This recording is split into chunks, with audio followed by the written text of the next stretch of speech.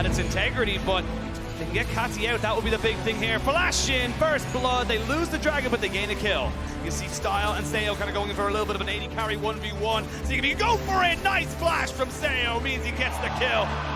They're going to look for trying to jump on the Miru. Will he be able to get the damage down? They're just kiting him back. He's got the spell shoot to come in. They got the ultis. 50-50. They got the quickness in the back of the pit. Everybody's jumping in. It's secured by GAM. And then the fight is all theirs. They will not be losing this series in this game. And they want to send us to 3. Wukong's portrait popping up because that was a photograph finish on the end of And welcome back to MSI 2023 after GAM Esports ties up the series in this elimination match. And guys, unlike the game 1 where the early game was quite well handled by R7, here it was KO from minute 1. A very weirdly paced early game, GB. Honestly, this is kind of like watching what GAM did at BCS. Maybe it was a bit slower than it normally was there, but they want the first clear of Levi to be kind of controlled, nothing happening too much. Like, a close early game there is completely fine. They want to be explosive in the mid to late game, so in that kind of, avenue, that kind of happened for them, but it was still very, very messy nonetheless. Yeah, I think it was a nice step up by the solo laners from GAM. The fact that they weren't getting pushed in, killed, solo killed, all these kinds of mistakes that you saw in the first game. I think maybe nerves, because this was a very similar thing in their first game as well, where they just instantly fell super far behind. So nice to see them bounce back a little bit, but like you said, it was a very weird game where there was not much happening, slow to some objectives before they finally start pulling the trigger and over-forcing here, this one in particular. And I think the reason why this one looks so messy as well is because you can see there's barely any red wards around, there's no vision whatsoever. When there is 10 seconds of this Herald to spawn, Audi was down on the bot side, and then they randomly just ran up there and be like, wait a minute, Herald exists. And then they got in there and they took a fight that just didn't work out for them. And it's a problem that's plagued R7 a lot, what they do with the downtime of these objectives, because they just take random fights after they don't know what to do. I mean, that's the thing. Individual mistakes, lots of macro mistakes as well. And what can you do here? Just rely on team fights and execute them the way you can. Yeah, I think there's still close fights going back and forth. We saw how scrappy it was, but the fact that it feels like the setup is always better for GAM currently means that these are easier to execute fights, as well as their draft being very kind of straightforward, dive in, try and assassinate one person very quickly. I think it does give them some advantages. I think you did a great job pointing out exactly the draft that they should be going for. That's the same thing twice now on blue side. We don't know yet, but I'm hoping to see, with R7 having side selection, moving off this red side now, or at least radically changing up bans. See, that's interesting, isn't it? Because they're one of the few teams who love to prioritize that red side as well. But I completely agree with you. I think they need to break apart what GAM has got going for them. You're essentially giving them every single thing they want. Lissandra, KT's most played champion. Wukong, Levi's most played champion. 90% right? win rate, basically. Yeah, close to as well, domestically speaking. But I think as well, if the game continues to go by this pace, you shouldn't necessarily lock in these champions where they don't have the same team fight string or the same team fight avenue as the opponent have, because a lot of this game is coming down to, well, two things. Pick in between objectives if someone's caught in a bad position, or the team fights itself. So for R7, maybe they need more tools, maybe they need more to pay for Seo as well, because he definitely felt way more comfortable on Saya this time around compared to the earlier game. Yeah, he's popping off definitely on this Saya here. And looking at the game 3, R7 chose red side again. We'll have the same side selection here for game 3. So what kind of improvements do you want to see, and where do you want to see them? Well, hopefully they can pull that back up, because one thing I really dislike is not just grabbing the Rakan with the Xayah and the 1-2, because I'm pretty sure GAM, like you're saying with how popular Wukong is for Levi, would take that regardless. So the Viego doesn't need to be snapped up there. You can grab a good bot lane, then grab Viego anyways, most likely, or just take the Wukong if they end up taking the Viego away, but I don't think they will. Specifically because every single champion, maybe a little bit outside of this, Sandra had well up with Rakan. If they dashed over the wall in a team fight that didn't look like they could come over, 3 members would suddenly be over the wall. Seri dived over, Wukong dived over the clone, the E from Rakan to come through, and suddenly there's a team fight brewing as well. I also think it's very interesting because both teams have just gone for the same thing, really, going into our 2 games. No adaptations in terms of draft. Of course, there's small things coming through, not getting the Silas, the Gwen coming in now instead, but it's still very much the same stylistic that both teams are going for, so it wouldn't even surprise me if we didn't see the same adaptation. I would prefer, though, that maybe they take away some of the comfort as well for Levi on that Wukong, or the Lissandra as well in the mid lane. So that's in-game focus, but I also want to talk about the history behind this team, the history behind these players, as we talked about in the featured matchup presented by Mercedes-Benz. Audi and Levi, both franchise players, players that have been here on the scene for many years. Audi, more than 10 years celebrating his pro play in League of Legends. When you look at the VCS, for instance, they want to return to the former glory they had. They have a rough time at the moment. They lost game 1 for the very first time against the LLA. And on the side of Rainbow 7, the LLA is looking to make their first ever international best of win on their return to the international stage. Hopefully we can see them pull it off. It's going to be a tough task because Levi has been here before. He has won these best of series on the international stage. It's something that we're expecting to see him be able to do again. That's why I think he's the other person to keep our eye on. Him having the most experience basically of anyone else in this series, honestly, in terms of the highest level that he's played at. Levi can make games about him, so that's why I definitely agree with also the draft points that we were making. Yeah, and it's also just about making about that mid lane 2v2. We started seeing a bit more from the side of GAM when the level 6 came through, but from Audi already from the get-go in the early game, it was all the time about hovering around that mid lane to make sure that Miro was in a good position to actually carry the game. But then later on to the game, they just kind of I don't know, is it called dislinked? Disjointed. Yeah, they became a bit disjointed in that regard. And I think they need to hold on to that because it's one of the core strengths of the roster. I think for Audi, breaking out of mid lane a little bit more would make sense. The Sylas ban as an adaptation was, I think, probably the smartest thing to come out of that second draft by either team, getting that kind of problematic matchup off the table. And then, like you said, Audi was just hovering about mid lane, but not getting anything done. I think that plus better objective time. You just be more aggressive, be there earlier, be there 30 seconds ahead, so you're not always having to clear through wards or just run through them. So that, the entire time GAM just sees the R7's entire approach and knows how to deal with it. Well, last question for you guys, because we got a bit of time here. Prediction, who is going to win this? A very hard one to predict. I won't venture a guess. I will let you guys know. Oh my god, that's so tough. No, I'll be honest. If the game continues to go as it does with the same lack of adaptation, I'd say, I'd probably give it to GAM just because it comes down to these messy team fightings in the end. They have the late game AD carries as well. Every time Seo is making a play on the side as well, it has to be a highlight play. When that flash is not up, it becomes more difficult to play the game. It's more reliable having the scaling in either the, Seri we've already seen, but we've also seen a Jinx in the past too. And I think the team fighting reliability is just giving GAM a little bit of an edge in this kind of stylistic between the two teams. 2 games in a row, 2 better mid games out of GAM. I think that's what will be decided, so I'm going to agree with you. GAM's going to take this one.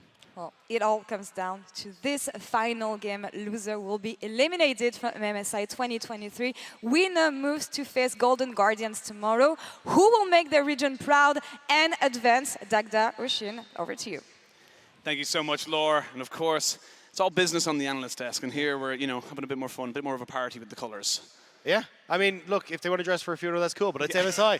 I'm here it's for a the time excitement. for celebration. This is great. Yeah. Spring was in the air for a while. I think it's still rain outside, to be perfectly honest. It was thundery. I know Vedi and Medi got caught. I wish Vedi had put up photos of what they look like. Drowned cats coming into the chase. Very, very unhappy. But one of these teams will be very happy coming out of this next game. It's now basically a best of one apiece, as we do have ourselves a 1-1 scoreline. And like the guest said, GAM, much better mid-games in both these games. It did feel like, R7 have got these opportunities, but they're just kind of fumbling just a little bit too much. I mean, joke about the colours on the desk, but it is going to be a funeral for one of these teams at the end of this. GAM or R7, elimination game for one of these squads. The winner will go on to face Golden Guardians in the next elimination game, and then the winner of that will have their opportunity at the qualification match. But we'll have to see exactly how this one's going to pan out, as it looks like the salty run back will start once more. I mean, they're going for it again.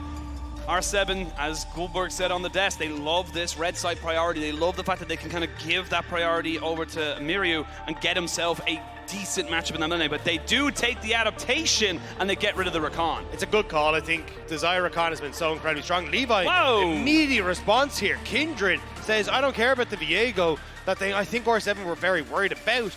And going immediately towards Alessandro once more, they want to try and play through this mid-jungle again. I mean, if you take Sylas here, I was just about to say, you take the Sylas, you have so much power already on the board, and it's a perfect comfort champion for the side of R7. And it's definitely not something that you want to give across to Sylas, is that invulnerability. The fact that he has that Kingslayer to immediately pop as soon as you come out of the Lamb's respite is so good. Plus the follow-up where you have the ultimate himself from the Lissandra, even the fact he's seen him with his aerial ultimate and a lot of AP scaling makes that pretty terrifying. So at the moment, the junglers will be more than likely focused here for GAM in the next rotation, just because obviously no jungler picked up. But it is a question mark then of what does Audi feel comfortable in bringing to the table. This guy's had a lot of different junglers over the course of this year, so I'm not going to be surprised to see him try and flex his muscles a little bit here. It should be fine, but actually GAM's not even going to go towards the jungle. They're more concerned about the K'Sante in the top lane. I mean, again, Bong did not have a bad game on it, was able to kind of mitigate a lot of the pressure in the laning phase, but unfortunately in game number 2 just wasn't, as you mentioned many a time, be able to kind of stop the multiple of threats that were kind of jumping onto the rest of R7. I still think, though, you do need to probably prioritize things like the Gragas as well, because it is something that you could put into the top lane. Bong hasn't actually played this split, but even if you send it in towards the jungle, it's really good against the Kindred. Throw that cask into the middle and it basically nullifies everything the Kindred wants to do. Looks like, though, they're going to go for the FLICKR special, kind of learning from the other games that this top lane Poppy is incredibly strong. It's very, very strong. Not only that, but it's also just incredibly safe. Got good engage, able to tank up a hell of a lot, and getting that buckler off as well can give you so much extra survivability. Great against these short range AD carries too. The hops from the Kindred, the dashes from the Zeri, trying to keep those in check is going to be so incredibly important, and we'll have to see now exactly what the game plan is going to be.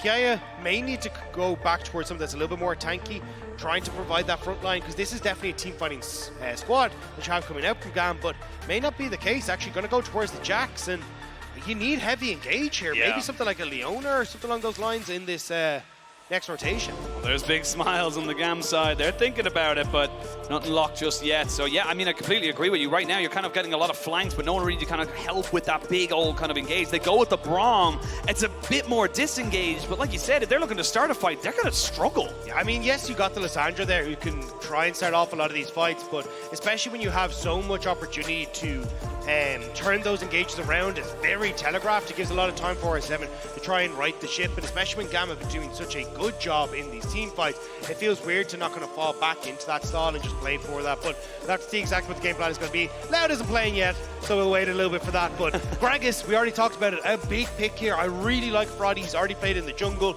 and it was one game, it's an opportunity now to be a big player. Actually going to be the swap there, but either way, it still counts. Just getting that disengage, that disruption, especially for the Kindred ult, any sort of follow-up on Lissandra is going to be so good here. Well, we'll wait to see for the last few seconds before if that is going to be a Poppy in the jungle or not, but good flex here, and then you mentioned it before the Gragas' pick, just so many good ways of getting everyone who's so short-ranged away from your carries, keeping them safe. And again, Seo did a fantastic job in that game number 2 to kind of keep himself relevant, even when he was getting jumped on top of. Yeah, and this is the thing, Bong hasn't played the Gragas this split, but it's still just such a good opportunity to play it. Like, it's great into the Jax matchup, because every time the Jax tries to go in on top of you, you can either slow him when he tries to pop the counter-strike, you can hit him with the belly bop if he tries to go in with the leap, and just being able to have that disengage is going to be so crucial. So honestly, I love what R7 are bringing to the table, but the Desk guys, they said, like, the mid-game has been where GAM has come alive, and this is going to be a test for R7. Can they win this game with this composition against the VCS, or will GAM come back from the early defeat to now sweep the series? Yeah, not only has Bong not played this split, Bong's not played it at all in his career. This is a first time on stage, and on the most important of games right now, the LLA have never won a best of at an international level in League of Legends. It's time to perform. It's time to put yourself forward. It is 1-1 on the scoreboard. Both these teams representing their region, London. We are jumping into game number 3. And if the other 2 games are anything to go by, it's going to be a hell of a banger. There is going to be haymakers galore in this game as we start to move past probably the 10-minute mark. It's been a bit of a slow burn in the early stages, whereas both teams kind of start to ramp up, but as soon as they're going, they do not stop. Defensive spread here once more for both sides, neither wanting to give too much away in these early stages.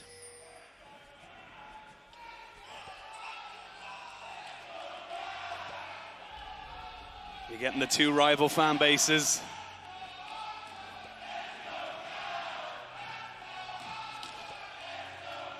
Gotta love the passion, gotta love it.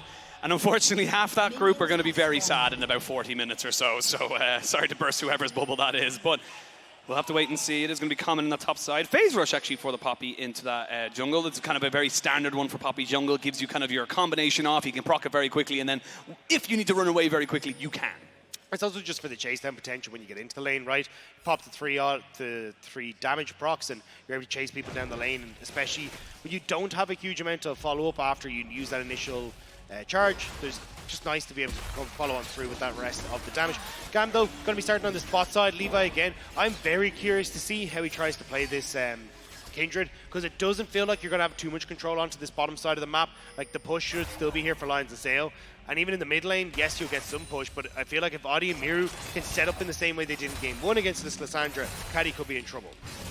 Be very aware of the level 1 from the Xayah Rakan. We have seen it go very badly for the Lovers duo in the bot lane, but there's a reason for it. It is exceptionally powerful. Level 2 hit by Catty finds himself in a very familiar matchup that he saw earlier in this series, but seems he's able to have a little bit of an easier time up against the Sylas this time around. The problem is, though, I feel like with the push that you have in bot lane for, say, on Lions, we can see a very similar story to Game 1, where Lions is able to move up towards this mid lane, work with Audi, just trying to be a pain. That's why I like what Caddy's trying to do at the moment, which is just spot where Audi is, will ping that he's on the red, just so then he can make sure that he will be safe, and which side of the lane he needs to lean to make sure he's in no trouble. Even an early ward down and just in this bot side brush as well will make it very easy for them to spot if Lions is still in the lane, hiding in the brush, or already starting to play. I am curious if Catty saw him, though, because it was a ping coming out from R7. There wasn't a ping from GAM. So I'm curious to see if they did have the range on. I imagine they're both the same range, but you never know sometimes. As we do kind of see mid laners just kind of getting their almost full palette of abilities to kind of go for something here. And look, Game 1 was very much R7 winning the early games, and then kind of mid-game was very much all over the place. GAM throwing it to them, then throwing it back to GAM, and eventually it landed back in R7's hands. They took Game 1. Game 2, GAM shored up that early game. They didn't fall behind. They picked up multiple Rift Heralds. They were able to get that first Dragon to stop them from scaling away. And now we're going to see what is the adaptation from R7 coming into this game number 3. How are they going to try and stop GAM from basically nullifying their good early? On through. Not going to be able to do too much. That's kind of the power of the Braum. I was going to say in this one, it actually takes a lot more damage on the way out, but you're able to nullify a lot of the engage where you just throw up the shield, hop away to style, but not really in a position to do so just there.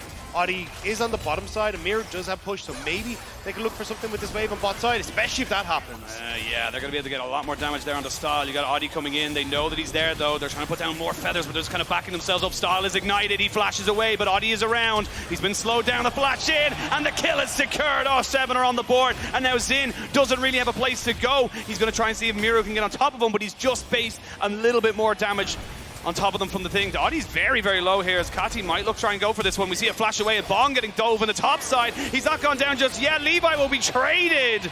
And fights on both sides of the map, but it ends up being a 2-for-1 trade overall in favor of R7. Yeah, it's a 1-for-1 on the top side. You'll still have the TP that'll come through from Bong, so he should be relatively okay to pick up a portion of this wave. We'll still be slightly behind, but I mean, just a bit of a messy dive on the top side for GAM, whereas it was a little bit more clean for R7 on that bot side.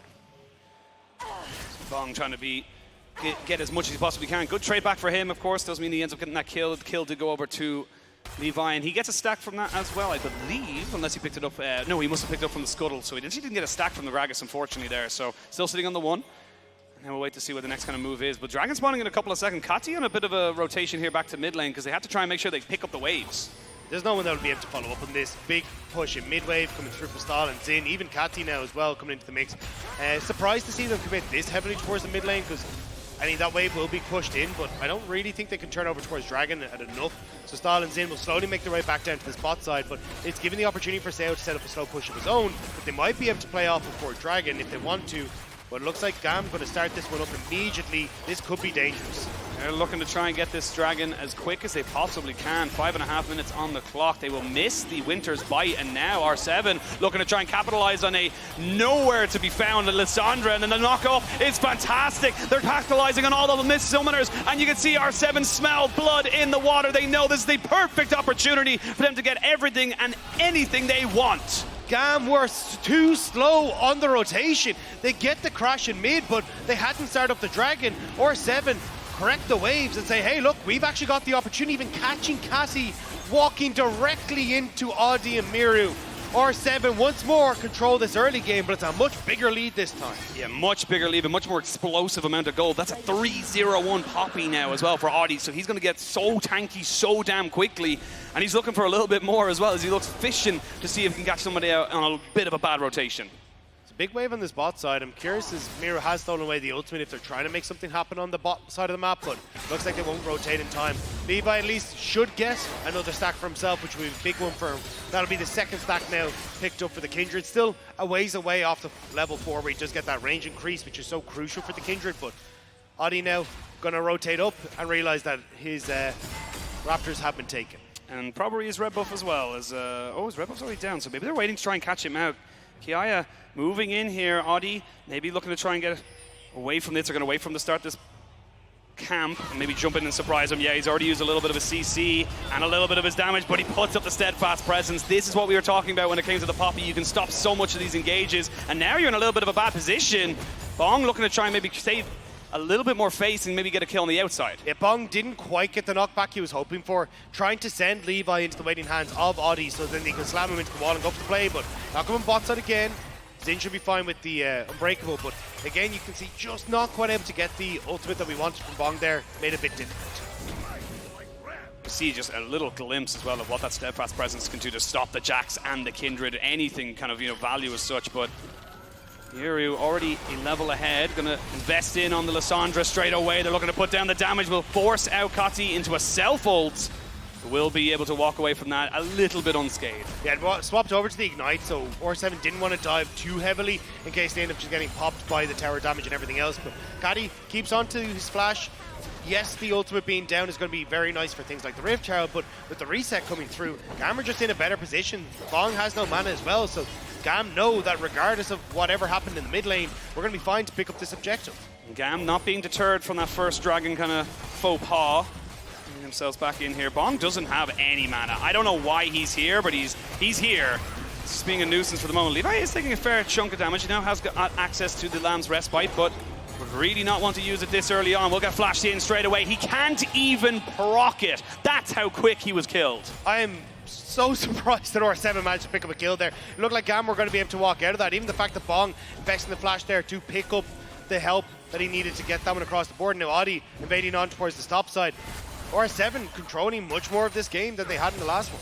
Absolutely, looking very reminiscent of game number 1 where they had such an early advantage, but I think GAM's just kind of getting lost in the skirmishes as well. And I gotta say, Audi has been fantastic so far in this early game. He's really just kind of being so aggressive, but it's tempered aggression. He knows he can get the kills. And again, I love the call from them, like swapping the Gragas into the top side, making sure he's a decent matchup there in the top lane, and even then Audi, like everyone on the side of GAM has something that can be interrupted, apart from Kati with the steadfast presence. So from that regard, you're in such a great position here. And yes, GAM will be able to scale. They will have some good team fighting with the double AD carries, but not really having a front line, struggling to get good engages because they're heavily reliant on Kati, just means that so much of their fallback plan that we see from GAM in the mid lane isn't quite there.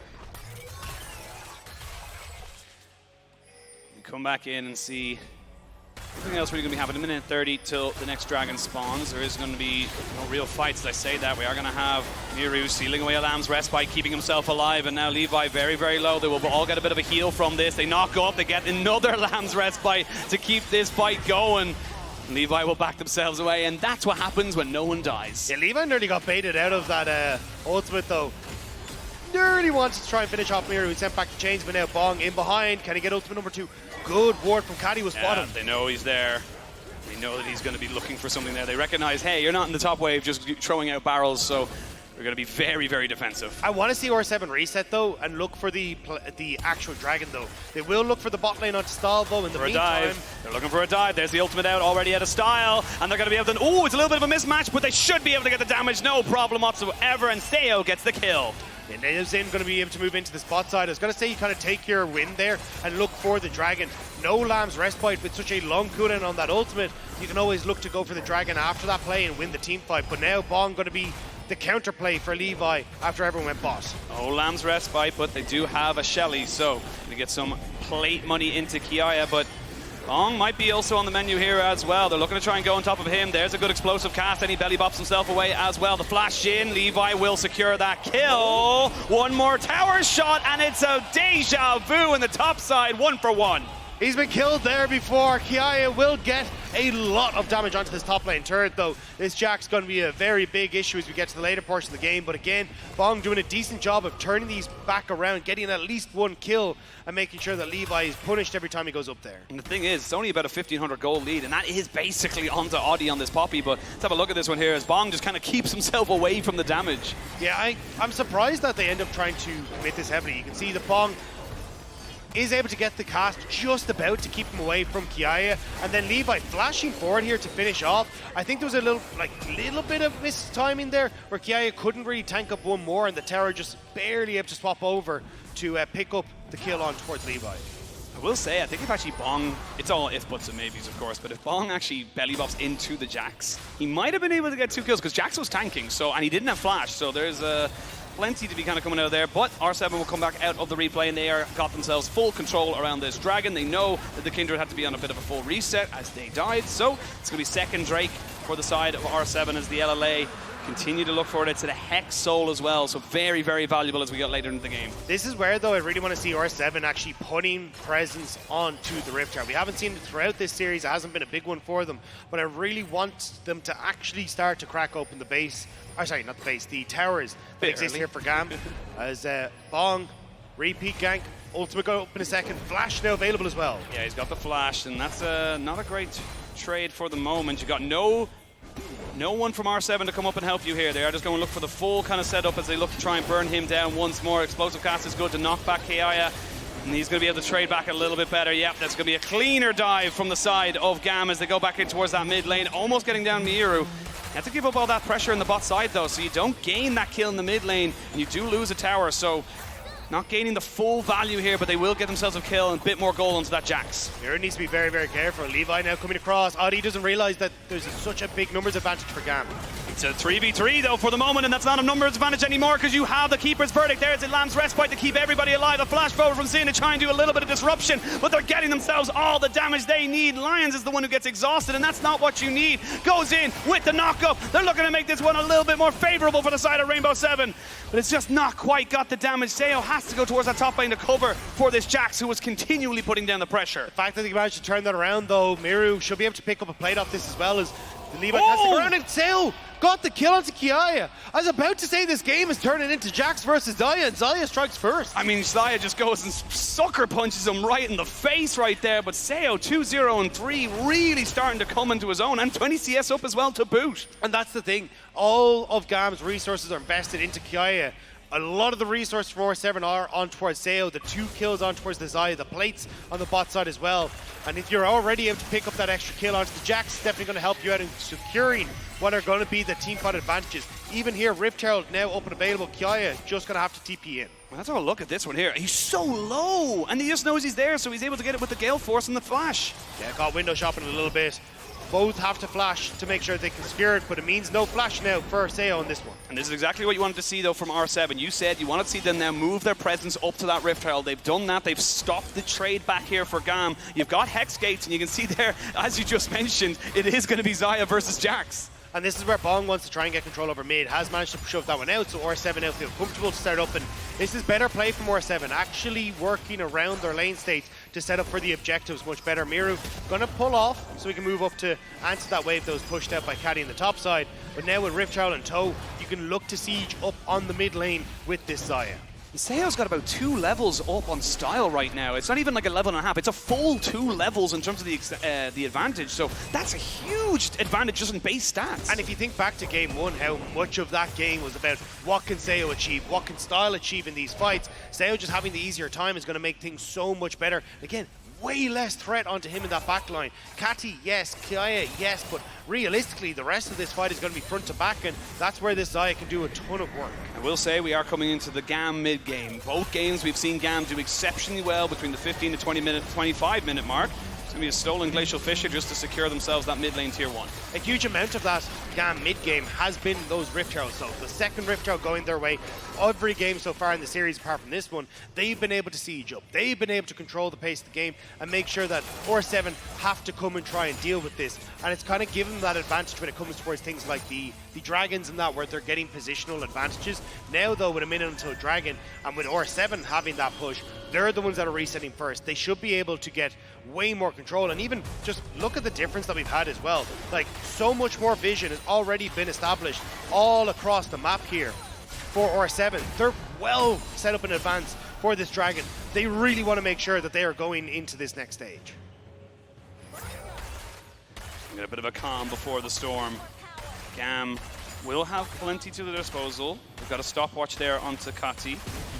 This Jax is very, very big. I will say, though, you're still waiting on a couple of those Rod of Ages stacks, well, a lot of those Rod of Ages stacks to really come in. So for R7, if they don't want to fight around this dragon, they don't have to. I don't think they want to take that advice. I think they're very, very willing to fight around any and all objectives. I think Seo in particular has been feeling fantastic. I will say he did flash in that top lane for that kill, so he will not have it for the immediate future. So I hold my breath and we just wait to see if anyone kind of go for anything, but no, they're just going to back themselves away. TP coming in here from Kati to bring himself in line with the rest of his team. But look how dark it is. You can see there from the observers. R7 have done a great job of controlling this area. GAM now trying to re-establish themselves, but have to be so careful. That Ice Cloud down actually means that GAM don't have a huge amount of engage tools, but R7 ceding a lot of control here. Bong not in a position to play the front line, and they've separated across the map. Yeah, they did not feel comfortable just going in as a 3 as GAM bring them in. We go to 5v5. Dragon started. There's no real vision for the moment on GAM to see whether this dragon is going down. They will just burn this one as quick as you like. They've already used the feathers a little bit, so there's going to be a little bit on. The Peeper's verdict is absolutely beautiful. They don't finish off the dragon. They go for the fight instead because they know it's a 3v5 for the moment. They need to finish off this objective.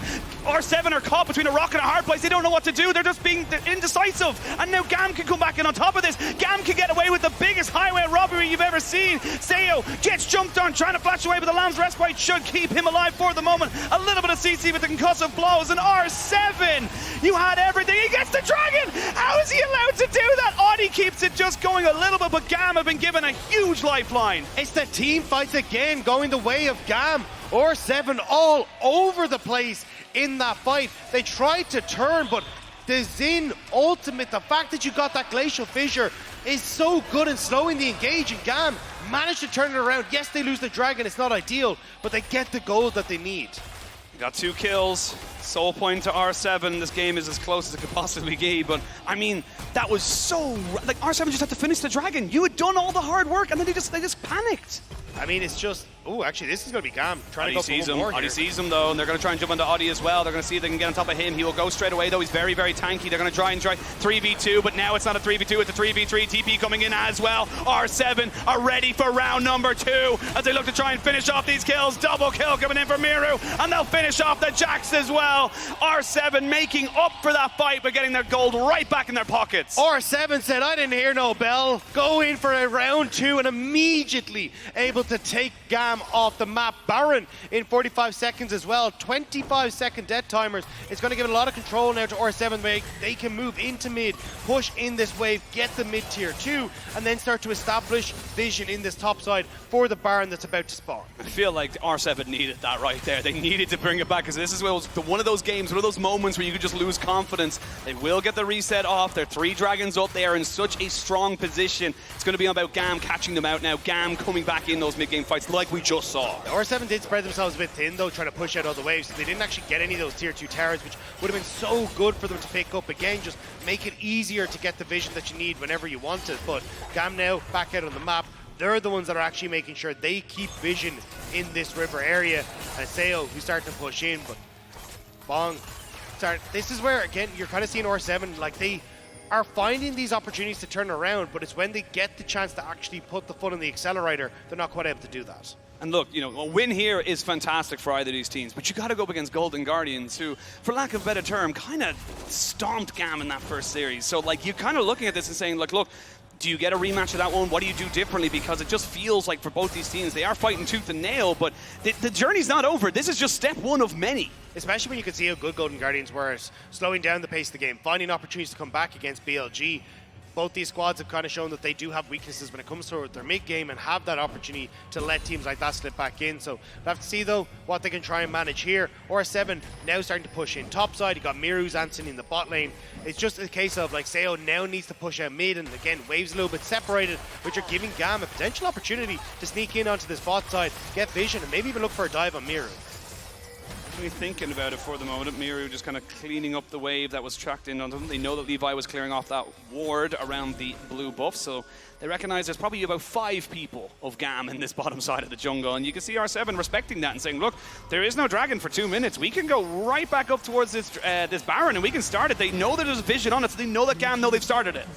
Yeah, we'll just back away immediately. Means that Kiaya is happy to just tank up this turn in the bot lane and go for as much as he wants. Yep. Is he happy tanking it? Because now we're going to see a little bit of a split right now. 4v4 in the mid lane, 1v1 in the bot side.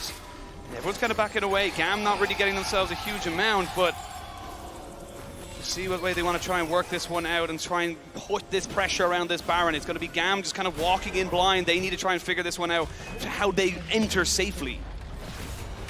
I think that's the big question as well. There isn't really an easy answer. You can see R7, again, Sale needs to try and step up in this mid lane to be able to push out these waves, start to lean that pressure in towards the top side, but you're not really being given an opportunity to do that because you can see Lines actually in by Audi as he's clearing out the Raptors. Bong had gone for an early reset, so they're only now coming back out of the map, but it's again very desynced. So GAM starting to put that pressure forward, getting that vision that they need, and it's all coming down to once more this next Dragon fight. Big Dragon in 40 seconds as well. We're going to have a quick look down the aisle and see that there is still a stopwatch for Kati. Has the Ghost in the spell book at the moment, so we're relying very much on Xin on that exhaust. It's going to be full palette of summoners once Levi gets his flashback in a couple of seconds, and I imagine the Poppy will be just the same as well. But it's going to be how you're going to go for it. Big to note as well. Stopwatch on the Silas, stopwatch on the Zaya. They can delay if they do get caught. R7 still trying to get the priority in this mid lane. You can see Bong is pushed out bot, which is letting him roam up into this mid lane. So GAM know that there's going to be a big wave that's about to crash in on this bottom side as R7 once more just grouping. Got to see if Bong, can he find this big ultimate? 5v5, let's make it an ARAM. Look to try and go for this one here. They won't go in, but they do get the Poppy Copter going. Should be able to let that one reset and get himself a much more reduced cooldown. So for the moment, everyone just posturing, but much like the same last few Dragon fights, it's very, very dark going in around that Dragon pit. But this is the thing, R7 are not committing to GAM as they're coming in, so they're getting more vision, they're getting to the Dragon, and R7 aren't willing to pull the trigger, so all that vision is for nothing. It's for nothing, and we're getting a little bit of poke damage down. Dragon down to 7,000 HP. They're going to try and maybe flip this one back. We know how good Levi can be with these steals. They're going to jump in. KIL looking to try and get on top of the Zaya, but a good keeper's verdict keeps the Kindred away, which means there's no respite for you. Style has the flash over the side. He jumps back in! Levi with the steal! Keeps GAM in this, but can they survive the fight afterwards? That's the question. The Lamb's respite will be just that, a respite before he falls down. And now Miru looking for Style, see if he can do it, but the concussive blows are too damn strong, and the rest of GAM will get themselves out alive. They gain the Dragon, they lose two. Levi gets the steal, but R7 get the fight, and they should get the Baron as well. They can clear out this wave in mid and immediately turn over towards that objective. I need to see that one again, because I thought Levi was with them, but the angle he came in at, he was so late to that fight. Got Poppy ulted. He got keeper verdict all the way out of that fight and had to come back right into it. But Baron should be secured now by the side of R7, so they delay themselves a soul, but they still come out with a huge advantage. Yeah, I mean, a Dragon for the team fight win and a Baron, you'll take that every day of the week, so we just get to see it here. So I was waiting for a lot of lines to kind of like reposition off the side to try and take this fight, especially as GAM tried to take the entrance. But you can see there, as you rightly pointed out, Oshin, Levi completely taken out of the equation, means that they can take the team fight. But I think that's the point here, is that R7 should have turned for the team fight, but a split call. Seo is fighting against Cassie. You got Miru who's trying to fight off on the opposite side, and they're not actually committing to DPSing down the Dragon. So Levi just able to get back and steal that one away. He lands that abduct there. I think Miru picks up Style as well. So very, very unfortunate for that one there. Rainbow 7 definitely feeling like they came out the victors, but they would have loved that soul. That smite steal so pivotal for the GAM to give themselves, again, another few minutes of just being in this series, being in this tournament. Remember, if they lose, they're gone. And all they have to do now is R7 is to group up, try and put this pressure down, because look at where Levi is. He wants to try and find a flank into Miru. Kiai is spotted by Audi, so they know that GAM are trying to collapse onto this mid lane. Yeah, they're going to go for it. The stolen Glacial Fissure just to stave off everybody. All 5 members of GAM now kind of going for a bit of an ARAM. They're looking to try and confirm this turret, but you're looking at the side waves right now. They're gaining one. It's a bit of a race for the moment, but you haven't got the minions really to kind of go for. Miru almost getting caught out here with the Baron minions. I mean, this is fine for R7. They're getting the bot lane tier 2. They'll get the top lane tier 2 as well, but I mean, I guess it's gold just for GAM. They needed something. It's 2 towers for Gambit, and you look, they'll be able to reset. You probably would have lost these anyway, so Seo, yeah, he's going to be able to push in, but Now, lines starting to move down. The resets are coming through. You can't stick around for the inhibitor. This would be too much. You got the speed up coming out of the base. Guys, Can get in a flash. you need to leave. You need to leave, Rainbow 7. They're going to look for Hex Gates. They've got themselves Audi on the top right side of this, but they pushed in the mid lane now. So this is just, the GAM just don't know where to go. They've overcommitted and they don't know how to stop it. Caddy got pushed out on the top side of the map, so he actually wasn't able to reset, so they couldn't get onto RC on the bot side. Now the bot inhibitor's about to fall. Levi's pushing in the top side. Too far Miro spread. is a mid. You're very, very spread. GAM trying to consolidate all in the mid lane, but R7, they called the bluff. And it wasn't pretty, but they do manage to get a lot out of it. Still a minute left on the Baron. They're able to maybe break open another base. They're going to go in with the stolen ultimate, the knockback as well. They have to use the Lamb's Respite so early. The turret is still very healthy. They haven't killed that one off just yet. They're still trying to kill off the Kindred, and they will. Style gets the Immortal Shield, but Proc still has the shielding, and Style stays alive. The turret finally goes down. Bomb goes in, and will be taken out on the backside of this fight. But Sayo is here with the rest of his team. These health bars are so low, and Rainbow, they may look for the end. Can they find the pot of gold at the end of this? R7 trying to see if they can find their first win in a best of. Style looking for a Nexus turret number 1 down. Can they go for Nexus number 2? They've got the minions for the moment. They still have Baron buff for a couple of seconds. They need to try and make sure they keep everybody alive, but they've lost Lissandra. Now it's down onto the Zeri. Style needs to keep the VCS in this fight, but I don't think they can do it. And for the first time, the LLA will win a best of series at international competition.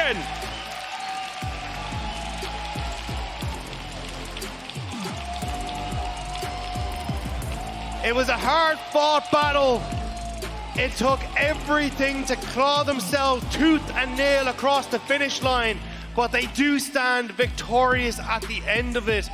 LLA has taken one step forward into going against Golden Guardians and knocked the VCS out of MSI. Unknown territory now for the LLA. R7, the first ever team from that league to ever win a best of series at international. What a moment for this team, what a moment for the fans. And it just feels like it's just going to be, you've still got a lot to do, but relish this moment, because it is not very often you get to make history as a team. You can see it on the faces there, how happy they are. The fact that they managed to step up, and honestly, that man Sayo, what a performance from him throughout this series. Like the Zaya consistently holding on to these fights, stepping up at clutch moments, finding those flash feathers that were crucial to this victory. And now R7 able to go up now against Golden Guardians. It is going to be a tough one. Golden Guardians looking very, very good against BLG, actually being able to quite handily dismantle GAM in what was a very tough series for R7. They'll have to see now if they can do the unthinkable and take down the North American representative. I mean, Stixay versus Sayo is my match. I don't care about anyone else. I'm looking directly at that bot lane right there, because both on a fantastic form. And we'll have to wait and see. But again, look, when there's a winner, there is always a loser. Unfortunately, the VCS will find their MSI 2023 cut short. And I mean, look, it's been so long since we've really kind of, been able to talk about the VCS. We talked about how for so long they weren't even at international tournaments and they had to send their second team to one, and it just felt like we weren't really able to kind of get the full power of this region. But I doubt this is going to be the last time we see them. I doubt it's going to be the last time we see them, and it's such an early stage getting knocked out. I think as well, the fact that you say, like, it's going to be such a boon for the community. The fact that you managed to pick up this first best of win at the international stage against the region like the VCS that historically have been one of the regions to keep your eyes on, against, like, even taking games off of like LEC teams, the North American teams, putting up big numbers against even LCK and LPL. So this is really going to be a showing that like the LLA is starting to grow, now starting to go up against a lot of these regions that have always been the kind of underlying threat that we've seen at international stage. Absolutely, and I think that for R7, you hold your heads up high. You've done literally the impossible. You've done something that not a lot of people would have expected from you here, and did exceptionally well coming into this one here. Of course, we do say commiserations to GAM, such a storied esports team within the League of Legends scene, and they will be unfortunately going home a little bit earlier than a lot of people liked. Well-loved region on the international stage, and they will come back out one last time to say goodbye and thank you to everyone here at MSI. London, thank you for so much. And one last time, GAM Esports!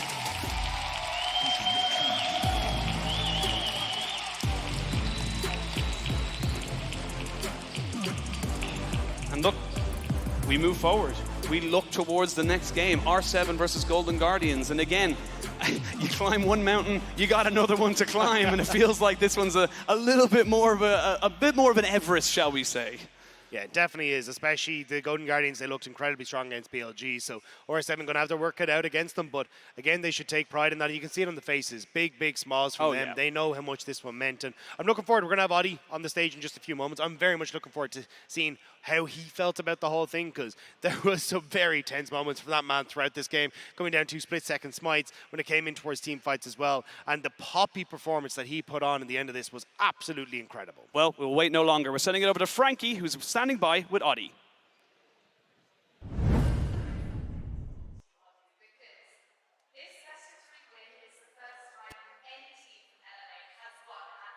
National event, and given that you guys had a bit of a disappointing 2022, you must be feeling amazing right now. I'm feeling good right now. We won versus a team like I used to be fear a lot, and in my past I always play versus Levi, and it's happy to having a final ending. Is that, do you think, why it was such a hesitant series at first? It seemed like at points you guys didn't want to fight each other. I think we had a lot of mistakes first game. I think we should have won really easily, but yeah, we made a lot of mistakes. And I think it was because the enemy team also knew how to play, how we play. So their combo were always fighting, so it was kind of hard. And yeah, and last game we tried to change some things and it worked out.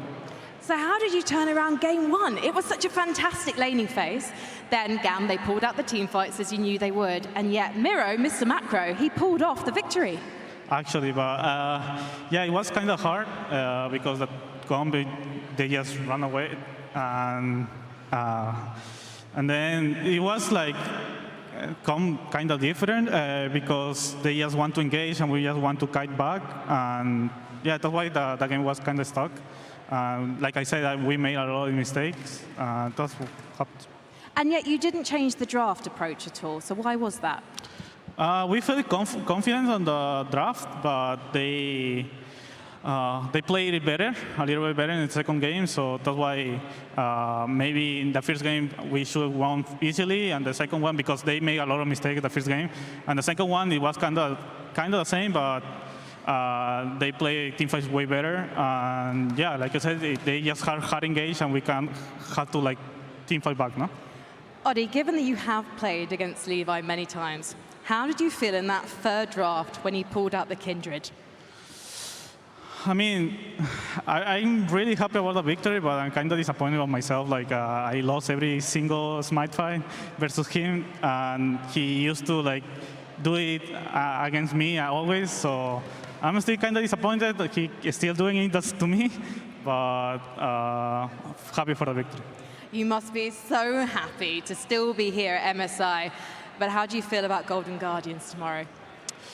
Golden Guardians, for the games versus GAM, I think they are so much better in any phase. They know how to play the macro game as well.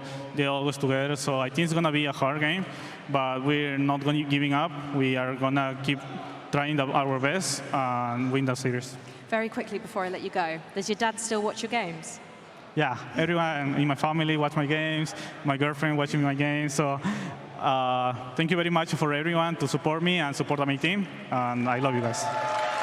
Thank you so much, Adi. Thank you so much, Adi's dad, for being such a supportive family member. We are going to head to a short break, but when we come back, it's going to be getting loud in here as they face DFM.